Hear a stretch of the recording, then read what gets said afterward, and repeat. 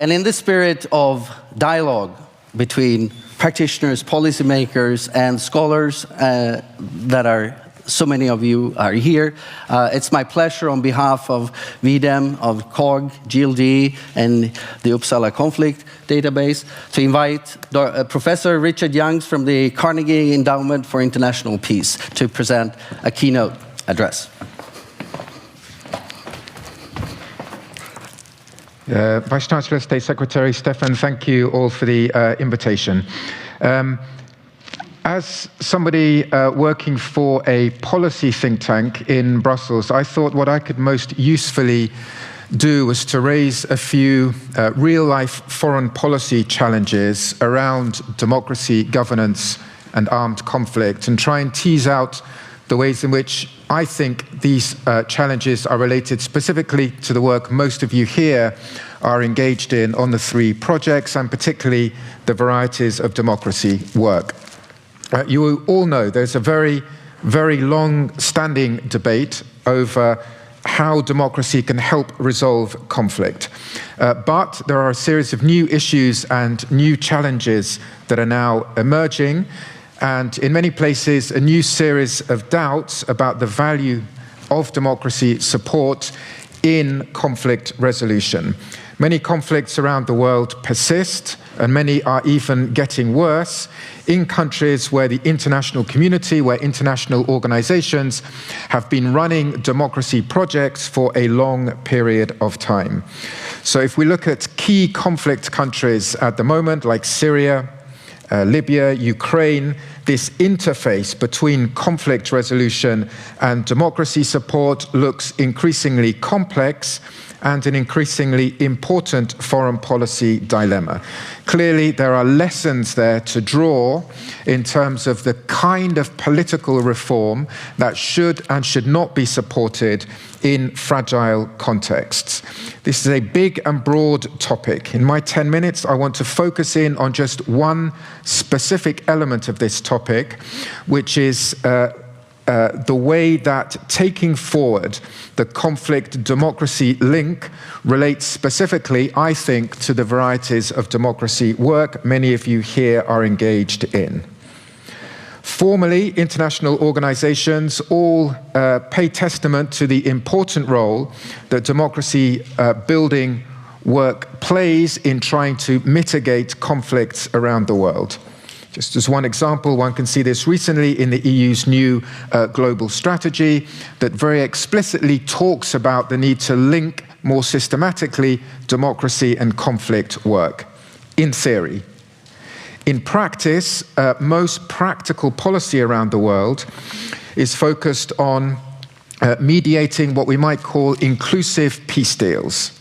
Okay, the assumption is that focusing on inclusive peace deals between elites representing different parties to conflicts is the best way of trying to resolve conflict. So there is a broad agreement that the way forward is to try to fashion as inclusive a peace deal as possible in different fragile conflicts. The deals here are typically fashioned so as to provide different parties to a conflict with guaranteed shares of power, either at the national level or in terms of representation within subnational administrations. So we can see this is a very important academic issue, but also very, very prominent in real-life policy developments. It's the fashioning of such arrangements that really is center stage at the moment in terms of recent diplomatic efforts in countries like Iraq, Syria, Libya, and Ukraine. The challenge to my mind is this. These peace deals, the whole concept of these peace deals rests on some components of democracy, but sits very uneasily with other varieties of democracy. And it seems to me that this is the link to the V-Dem work many of you are engaged on here. Most peace deals grant formal inclusion to leaders or representatives of different parties to a conflict, but do not necessarily create political systems in which individual citizens feel that their voice counts or that are predicated on institutions that are fully responsive and accountable to individual citizens. This is an important distinction. So the architects of many peace deals, even successful peace deals around the world, often very expressly seek to sideline these kinds of deeper participative democratic dynamics that they perceive may be detrimental in the short term to mitigating the worst effects of armed conflict. The result is this, that many peace deals struck around the world may provide for short-term stability. They often do not endure for a long period of time, and they often fail to attack the root causes of what is driving armed conflict. Just one dramatic example would be Iraq, where, as you all know, an ostensibly power-sharing form of democracy soon deteriorated into a new kind of authoritarianism and a renewed conflict. The issue is this, that dynamics within each of the groups given some kind of guaranteed stake in peace deal, in a peace deal, that may represent a form of intergroup democracy, but the way each group functions internally may still be very elitist, very nepotistic, and lacking in good quality internal democratic dynamics. So the challenge is this, it's to move from horizontal inclusion to vertical inclusion. Okay? Moving from the inclusiveness of different factions to a peace deal to a broader inclusiveness of individual citizens. And it seems to me that it's here your work in the Varieties of Democracy project comes in, to the extent that it offers a template for assessing what is the right balance between different components of democracy, between power sharing, majoritarian, participative strands of democratic politics. It seems to me this is the lesson we need to draw from recent and current conflicts, the way of combining, how to combine different varieties of democracy, how we can try to fashion peace deals predicated on a degree of power-sharing democracy, but in a way that opens the way eventually to deeper pluralism, individual rights, and participation, rather than that form of power-sharing democracy ending up being a substitute for these other forms of democracy. All this may sound very abstract, rather theoretical, but you can see it having real-life implications. Real-life implications is exactly the failure to combine these different strands of democratic politics that I think at the moment we can see is holding back successful conflict resolution in Syria, in Iraq, the difficulties of making the Minsk peace process stick in Ukraine as well as we all know, the renewed instability in the Balkans as well, just to name a very few examples. So it seems to me that the way forward is to understand how we can have some degree of power-sharing consensus in armed conflicts, but at the same time, build up deliberative participation of individual citizens, and in particular to understand that the existence of armed conflict should not be a pretext for supporting very elitist or managed forms of democracy. And at the moment that is the case. That's a calculation that is often assumed to be the case in conflict situations, and it seems to me that is a mistaken calculation. So there is a knowledge gap, it seems to me, that needs filling. A knowledge gap that needs filling about how we can move from, or how the international community can move from, supporting inclusive political settlements to fully inclusive political processes over the long term. Processes that are built upon a truly inclusive form of politics, involving not just parties to a conflict, but other marginalized groups, and at the same time build an effective, accountable state. Of course, international organizations, international actors, many of them represented here, will generally say that they are aware of these policy challenges. They will all say that their aim is to try to stop armed conflict through negotiated peace deals, and then move on to supporting deeper democratic reform over the longer term. In practice, it seems to me that there is deep imprecision in actually how they move from the former to the latter.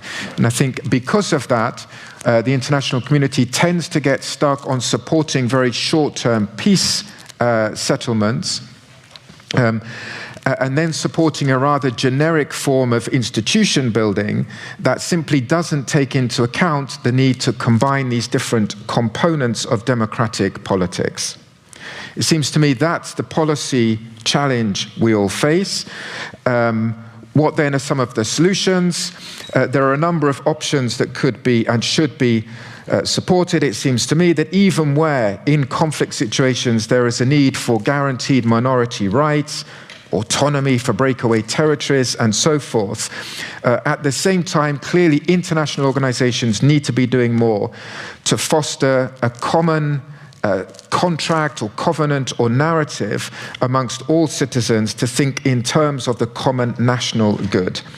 Power sharing arrangements can be extremely valuable and important, but should perhaps in some contexts have time limits so that they don't become embedded over the longer term in a way that militates against deeper democratic reform. Leaders could be obliged to obtain certain levels of political support from all groups and all factions to a country. More needs to be done to support centrist cross-group political parties in conflict situations, and more needs to be done to support much thicker networks of cross-cutting civic organizations as well.